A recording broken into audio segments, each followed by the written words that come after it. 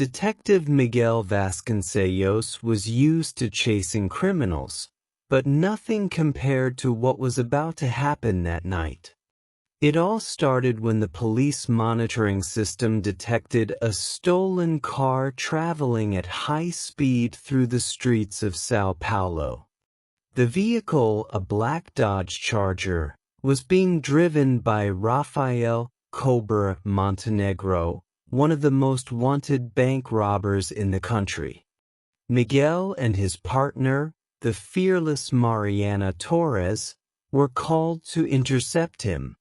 The car radio chirped with communication from the control unit. "Attention, Unit 37. The suspect was spotted on Marginal Teat. Attention, he is armed and dangerous."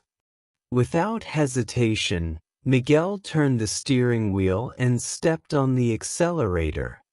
The cruiser's engine roared as they approached the Charger.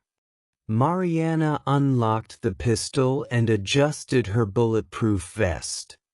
They both knew that this would not be a simple chase. The moment the Dodge noticed the police car approaching, Cobra hit the gas even harder. The car sped down the avenue, deftly dodging other vehicles. Night traffic was relatively calm, but any mistake would be fatal. "He's going to take the exit to the center," warned Mariana, holding on while Miguel made a sharp turn, skidding slightly. The tires squealed as the patrol car maneuvered to avoid a truck. Cobra threw the car against the guardrail, trying to lose the police, but Miguel maintained control. Now, they were in an area full of commercial buildings and few pedestrians. The suspect ran through a red light, forcing Miguel to brake sharply to avoid a bus. "He's going to the Cha Viaduct," Mariana exclaimed, watching the GPS on the panel. Cobra seemed determined to disappear. He made a sudden movement and entered a tunnel. Miguel followed without hesitation, the echo of the engines reverberating off the walls. Suddenly, gunshots echoed inside the tunnel. Cobra was shooting out the window while driving. Mariana pulled out her gun and returned fire. The sound of bullets ricocheting off the walls was deafening. Miguel tried to remain calm and approached the criminal's car. Coming out of the tunnel, Cobra crashed the Dodge into a roadside diner. The impact sent tables and chairs flying, but he continued. It was then that a patrol blocked the main avenue, forcing Cobra to change route. He stormed down a narrow alley, crashing into trash cans and scratching the side of the car. Miguel realized that the only way out would be via the train line. If he tries to cross, it could be the end of him. Mariana shouted. But Cobra didn't hesitate. With the train quickly approaching, he threw the car onto the tracks. Miguel didn't think twice and sped up behind. The driver frantically blew his whistle, trying to warn them of the imminent danger. Just a few meters from the impact, Cobra abandoned the car and tried to escape on foot. The train hit the Dodge, which exploded in a ball of fire. The shock wave knocked Miguel and Mariana to the ground.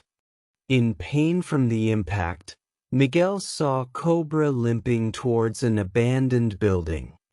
"Not this time, Cobra," Miguel shouted, drawing his gun. The criminal tried to jump a fence, but Mariana was faster. With a precise shot, she hit his leg, causing him to fall. Miguel ran and handcuffed him. "You're under arrest, Cobra. End of the line for you." The sound of sirens announced that reinforcements had arrived. Miguel and Mariana looked at each other, exhausted but victorious. Another day, another criminal off the streets. But Miguel knew, in the city that never sleeps, there would always be another chase. The next morning, while Miguel was having coffee at the police station, new information arrived. Mariana entered the room with a worried look. Cobra did not act alone. We discovered that he was part of a much larger organization, and it appears that a new coup is being planned. Miguel frowned. What do we have? An informant reported that a large movement will take place in the center next Friday. It could be a bank robbery or something even bigger. We need to prepare. The detective took a deep breath. They had barely finished one chase and were already facing another challenge. But this was the life they chose, and there was no time for rest. Let's assemble the team. This time, we want to get them all at once. Mariana nodded, and together they began to draw up the plan for the next big operation. On Friday, the police team was in position. Drones monitored the streets, while undercover agents circulated among civilians. The target was a valuables carrier that, according to the informant, would be attacked in broad daylight. Miguel and Mariana were inside a surveillance van, watching the security cameras. There they are, said Mariana, pointing to a black van that approached the scene. Armed men quickly came down and relieved the security guards. Within seconds, they began loading bags of money into the vehicle. Miguel ordered over the radio. The tactical team advanced, blocking all exits.